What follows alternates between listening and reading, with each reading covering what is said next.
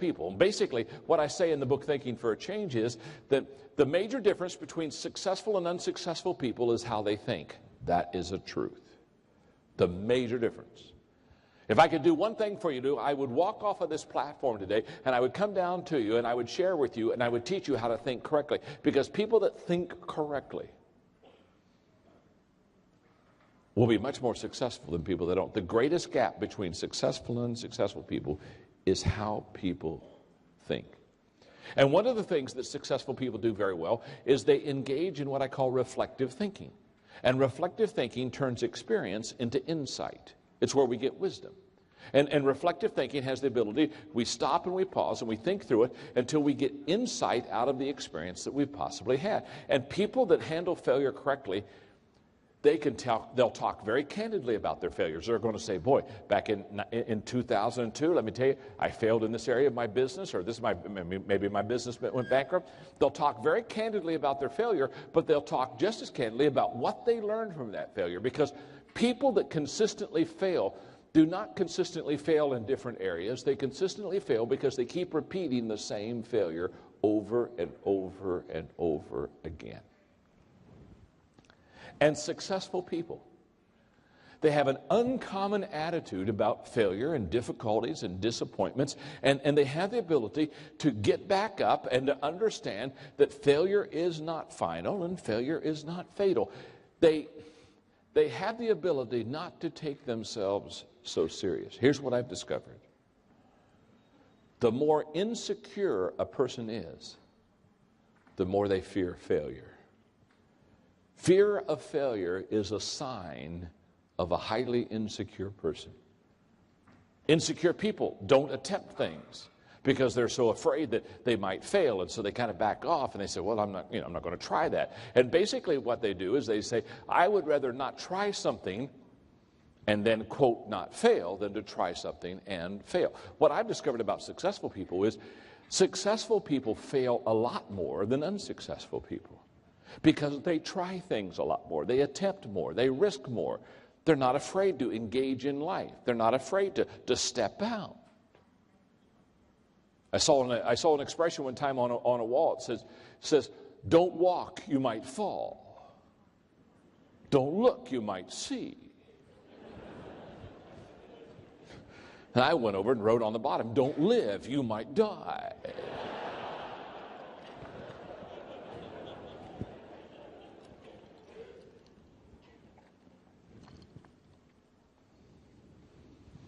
Now, here's what I love about attitude. One of the reasons I like to teach on the attitude, one of the reasons I like to write books on it, is because your attitude and my attitude is a choice. It's a choice. There are a lot of things in life we didn't choose. I didn't choose where I was born. I didn't choose who my parents would be. There are a lot of things in life that I didn't choose. A lot of things you didn't. I didn't choose my physical looks. And there's things you didn't choose. A lot of things we didn't choose. But let me tell you something what I love about attitude, which is the difference maker. Everyone here has chosen the attitude they have. Now you say, John, what do you mean by that? What I mean by that is attitude is a choice. Now what's interesting is, in the States, I have to do a lot of teaching on this because a lot of people in the States think that their attitude was given to them by someone else. And so, well, I mean, you'd have a bad attitude too if you had to live with who I live with. Well, yeah, well, if you would, I mean, I came through poverty, and they think somehow that their attitude was given to them by someone else. And I just want you to know, your attitude wasn't given to you by anybody. The attitude you have right now, whether it's a good one or a bad one, a positive or a negative one, can I tell you something? The attitude that you have right now is an attitude that you have personally chosen. It's you. Therefore, I never feel sorry for somebody who has a bad attitude. Because if they have a bad attitude, I don't feel sorry for you. It's your choice. You can have any kind of attitude you want. I don't care. If you want to be a failure all your life, it's your choice. Go for it. Be the biggest failure we know. It's your choice. But I'll tell you what I'm not going to do. Since it is your choice, I'm not going to try to talk you out of a bad attitude. When our daughter Elizabeth, who's a beautiful, beautiful mother now of 2, 28 years old, She used to think that she could control me with her attitude. So she would pout or she would act like, and I'd say, Sissy, I call her Sissy, her name's really Elizabeth. I'd say, Sissy, if you're going to have an attitude like this, go to your room and just shut the door so that you don't spread your gloom on everyone else. And when you put on a happy face, you can come back out. I may see you today, I may see you tomorrow, I may see you next week. It's your choice. Choose it. Margaret and I were doing a conference many years ago now, and we were doing a question and answer period. I'll never forget this. We're doing a Q&A. We're going back and forth with question and answer. And so one of the wives, there was not a big crowd there, maybe 600 couples. And one of the wives looked at Margaret and she asked the question. She said, and I don't know, we were teaching leadership. I have no idea where the question comes from. But when you let people ask questions, you get some real weird questions. And the lady raised her hand. She said, does John make you happy? Well, I kind of liked the question because I think I'm a wonderful husband. And so I thought, well, this will be nice. You know, sweetheart, go ahead and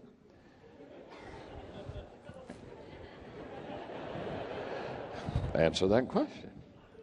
And I'll never forget, Margaret looked right at her and she said, no. She said, he doesn't make me happy.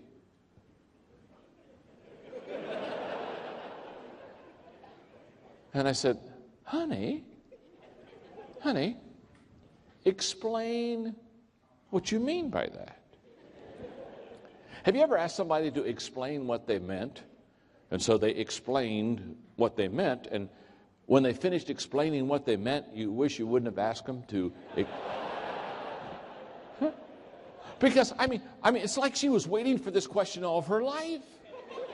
And she looked right back. I'll never forget. She looked right back at the people and she said, I realized in the first 6 months of our marriage that he'd never make me happy. Now, I don't know if you have the gift of discernment, but we're going downhill very quickly. And then she said, because for the first 6 months of our marriage, that's what I expected. I expected him to make me happy. She said he had a business, and I was a school teacher, and I would come home, and I'd say, well, boy, tonight we'll spend some time together. And he might say, you know what, I have a client I have to go see, or I'd have to go grade papers. And for the first 6 months, I kept saying, John will make me happy, John will make me happy, John will make me happy, John will make me happy, John will make me happy. And she said about 6 months in the marriage, she said, I realized something. The only person on this earth that can make me happy is me. And the moment I took responsibility for my own happiness, she said from that time on, and then she pointed to me, he has added immeasurably to my happiness. That was close. Now what's she saying? She's saying, I'm responsible for my own attitude. I know people that they think, well, if I could just leave this job and go to another job, I could get happy. If I could just move, I'd get happy. If I could just marry her or him, I could get happy. And I'm here to tell you that if you're not happy today where you are, you're not going to be happy where you're going. Attitude and happiness, that's an inside job. In fact, I love this expression, no matter where you are, there you are. And people that are successful have an incredible attitude about adversity and difficulties and about the darkness of the hour. And they come back. They come back. They have a tenaciousness. They have a persistence in their attitude. Now, I get about this time of the day, and all of a sudden I think all of the things I still want to teach you that I know that probably time's not going to let me teach. And while I was signing books over there today, all of a sudden it hit me. There's something I want to make sure that I teach you about leadership that I just don't want to miss.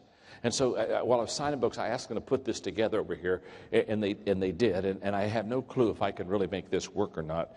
They told me all I had to do was write on it, so I'm going to assume that if this is an overhead and all I have to do is write on it, I want to teach you, I don't know, for 25 minutes, I want to teach you the 5 levels of leadership. Okay? And what I want you to do on a piece of paper, okay, we're going to try this. We're going to see if this works here. On a piece of paper, I want you to do this number.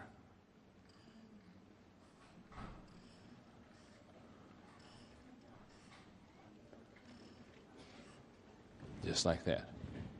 Oh, this is good.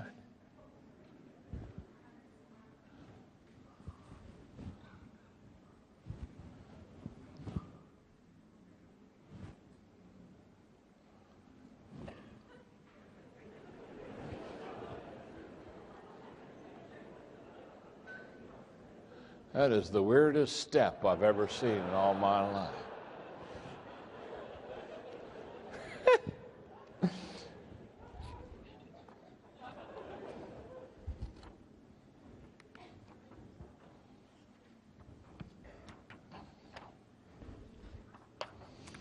What I want you to do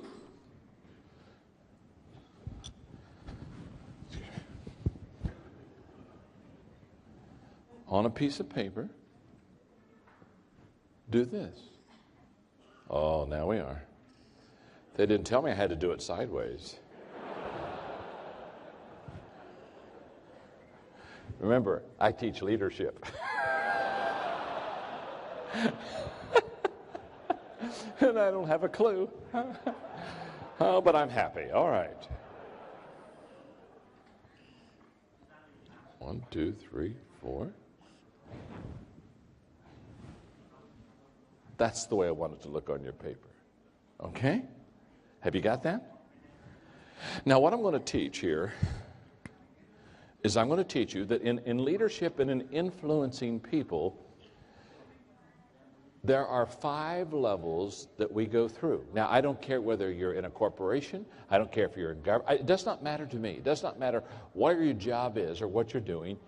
What I have discovered in teaching people how to lead is that there are 5 levels of leadership. And I'm going to start on the bottom step, and I'm going to work my way up to the top step, okay? So on the first level of leadership, what I want you to do is, this is what I call the position level. The position level, okay? At level number 1, the key word is rights, R-I-G-H-T-S. At level number 1, people follow you because they have to. They don't have any choice. They have to follow you. Now, let's stop there just for a second, okay? When I teach leadership, no matter where I am, I have found that this is an amazing discovery to most people. Most people think that the position of leadership is the highest level of leadership. In other words, they think, well, when I get to be over people, or when I get this job, and I'm, in fact, I can always tell when a person doesn't understand leadership very well, because they'll come up to me and they'll say, hey, John, last week I became a leader. Now, when they tell me last week they became a leader, what they're really saying is last week I got a leadership job. You with me? And I always look at them and I say, no, you didn't become a leader last week. You just got a leadership job last week. I know a lot of people that have leadership jobs that aren't good leaders. Let me ask you a question. How many of you have ever had to follow somebody that was over you that wasn't a good leader? Raise your hand. Thank you very much. Oh, here we go. Huh? It's not much fun, is it, huh? You see, just because you have the job, or just because you have the title, or just because you have the position, doesn't mean that you're a good leader. And many people, they really are amazed because they think, okay, I've got this leadership job, so now people have to follow me. In fact, can I tell you something? If you have to remind people that you're the leader, you're not. Leadership is influence. Nothing more, nothing less.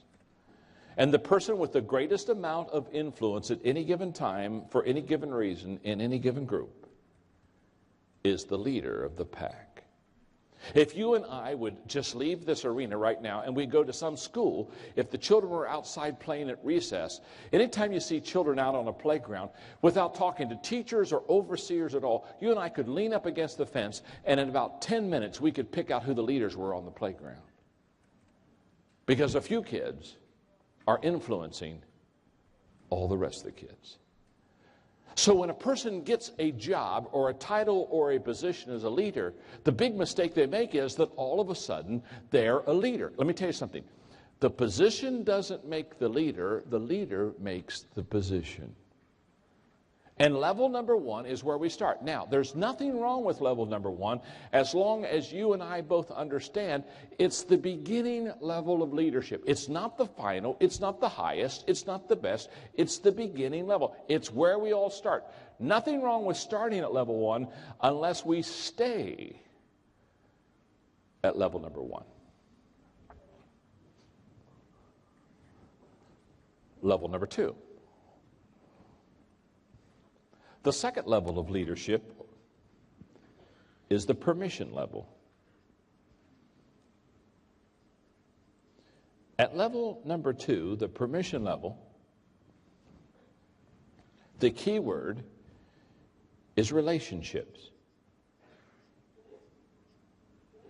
At level number two, people follow us because they want to.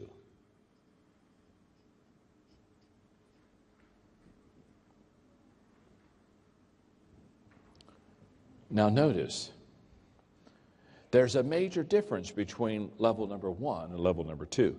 In fact, to kind of help us distinguish that, let me just kind of do a little bit of this for a moment.